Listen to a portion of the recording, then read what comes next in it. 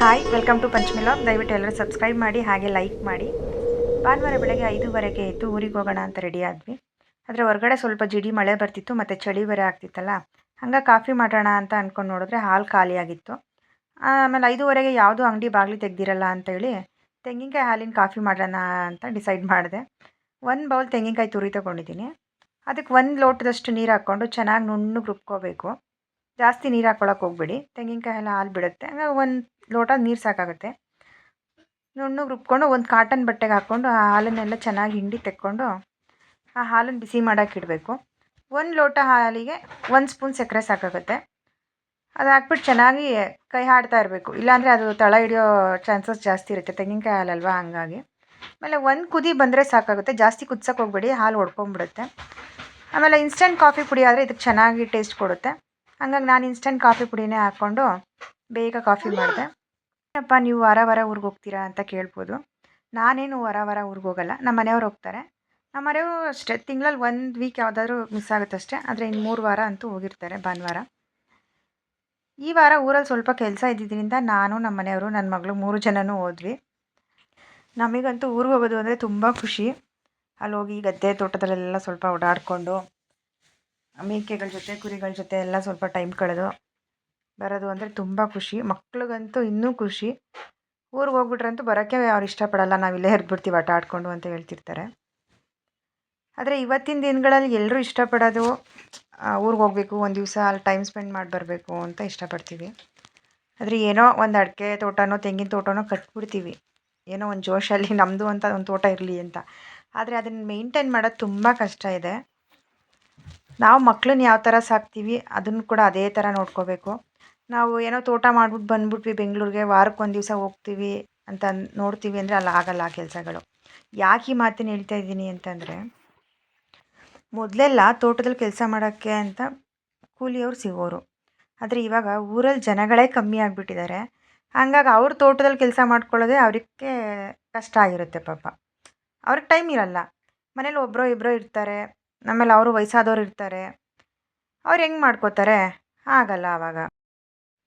ಇವಾಗ ನಾವು ಊರಿಗೆ ಬಂದಿದ್ದ ಕೆಲಸ ಏನಪ್ಪ ಅಂತಂದರೆ, ನೋಡಿ ಈಗ ನೀವು ನೋಡ್ತಿದ್ದೀರಲ್ಲ, ಇದು 10 ವರ್ಷದ ತೆಂಗಿನ ಮರಗಳು. ನಮ್ಮ ಕಡೆ ಹೇಮಾವತಿ ಚಾನಲ್ ನೀರು ಬಿಡ್ತಾರೆ, ಆದರೆ ಒಂದು 15 ವರ್ಷದಿಂದ ನೀರು ಬಿಟ್ಟಿರಲಿಲ್ಲ. ಒಂದು 3 ವರ್ಷದಲ್ಲಿ ನೀರು ಬಿಟ್ಟರು.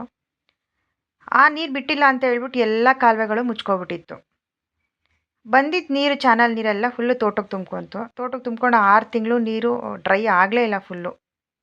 ನೋಡಿ ಇನ್ನೂ ಕೂಡ ಹಂಗೆ ಹರಿತಾನೆ ಇರುತ್ತೆ, ಇದೇ ಥರ ನೀರು ತುಂಬ್ಕೊಂಡಿತ್ತು.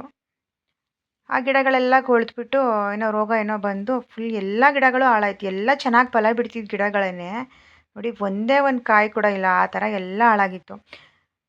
ಇವಾಗ ಸ್ವಲ್ಪ ಪರವಾಗಿಲ್ಲ, ಚೆನ್ನಾಗಿದೆ. ಆಮೇಲೆ ಹೋದ ವರ್ಷ ಮತ್ತು ಆಚೆ ವರ್ಷ ಸ್ವಲ್ಪ ಕಾಲುವೆಗಳೆಲ್ಲನೂ ಶೋಧಿಸಿ ಕ್ಲೀನ್ ಮಾಡಿ ನೀರು ಹೋಗೋ ಥರ ಎಲ್ಲ ಬಿಟ್ಟು, ಆಮೇಲೆ ಈ ವರ್ಷ ಬೇಸಿಗೆಯಲ್ಲಿ ಸ್ವಲ್ಪ ಮಣ್ಣು ಹೊಡ್ಸಿದ್ವಿ. ಆಮೇಲೆ ಕೃಷಿ ಇಲಾಖೆಯವ್ರ ಸಜೆಷನ್ ತೊಗೊಂಡಾಗ ಅವ್ರು ಹೇಳಿದ್ರು, ಅದಕ್ಕೆ ಒಂದು ಸ್ವಲ್ಪ ಬೇವಿನ ಹಿಂಡಿ ಮತ್ತು ಬೋರಾನ್ ಮತ್ತು ಏನೋ ಇನ್ನೊಂದು ಹೇಳಿದ್ರು, ನನಗೆ ಅದು ಗೊತ್ತಾಗಲಿಲ್ಲ. ಅದಷ್ಟನ್ನು ಇಷ್ಟಿಷ್ಟು ಗ್ರಾಮ್ ಅಂತ ಅಳತೆ ಮಾಡಿ ಪ್ರತಿ ಗಿಡಕ್ಕೂ ಹಾಕ್ಕೊಂಬನ್ನಿ, ಆವಾಗ ಸ್ವಲ್ಪ ಎಲ್ಲ ಡ್ರೈ ಆಗಿ ಚೆನ್ನಾಗಿ ಫಲ ಬಿಡುತ್ತೆ ಅಂತ ಹೇಳಿದ್ದಾರೆ. ಇವಾಗ ಒಂದು 2 ವರ್ಷದಿಂದ ಸಾಮಾನ್ಯವಾಗಿ ಎಲ್ಲ ತೆಂಗಿನ ಗಿಡಗಳಿಗೂ ರೋಗ ಬಂದುಬಿಟ್ಟಿದೆ. ಹಂಗಾಗಿ ಕಾಯೇ ಕಚ್ತಾ ಇಲ್ಲ. ಹಂಗಾಗಿ ಕಾಯಿ ರೇಟು, ಕೊಬ್ಬರಿ ರೇಟ್ ಕೂಡ ಸ್ವಲ್ಪ ಜಾಸ್ತಿನೇ ಆಗಿದೆ. ಇವಾಗ ಕಾಯಿ ರೇಟ್ ಚೆನ್ನಾಗಿದೆ, ಆದರೆ ಫಲ ಬಿಡ್ತಾ ಇಲ್ಲ. ಫಲ ಬಿಡ್ಬೇಕಾದ್ರೆ ಕಾಯಿ ರೇಟ್ ಕಮ್ಮಿ ಇತ್ತು. ರೈತರ ಪರಿಸ್ಥಿತಿ ಈ ಥರ ಇರುತ್ತೆ. ಇವಾಗ ತೆಂಗಿನ ಮರಕ್ಕೆಲ್ಲ ಗೊಬ್ಬರ ಹಾಕಬೇಕು ಅಂದರೆ ಆ ಮರದ ಬುಡದಿಂದ 1 ಅಡಿ ಅಥವಾ 1.5 ಅಡಿ ಗ್ಯಾಪಲ್ಲಿ ಗುಂಡಿ ತೋಡಿರ್ತಾರೆ. ಅದಕ್ಕೆ ಈ ಥರ ಎಲ್ಲನೂ ಹಾಕಿ ಮುಚ್ಚಬೇಕು. ನಾವು ಹೋಗೋ ವರ್ಷಲ್ಲೇ ಪಾಪ ನಮ್ಮ ಅತ್ತೆ, ನಮ್ಮ ಮಾವ ಇಬ್ಬರೂ ಆಲ್ಮೋಸ್ಟ್ ಎಲ್ಲ ಮರಗಳಿಗೂ ಗುಂಡಿ ತೋಡಿ ರೆಡಿ ಮಾಡಿ ಇಟ್ಟಿದ್ರು. ನಾವು ಸುಮ್ಮನೆ ಹೋಗಿ ಗೊಬ್ಬರ ಹಾಕಿ ಮುಚ್ಚಿದ್ದಷ್ಟೇ. ನಾವೇ ಹೋಗಿ ಅದನ್ನು ಮಾಡ್ತೀವಿ ಅಂದಿದ್ರೆ 1 ದಿವಸ ಟೈಮ್ ಅಂತೂ ಸಾಕಾಗ್ತಾ ಇರಲಿಲ್ಲ. ಮಳೆ ಅಂತೂ ಜಿಡಿ ಸುರಿತಾನೆ ಇತ್ತು.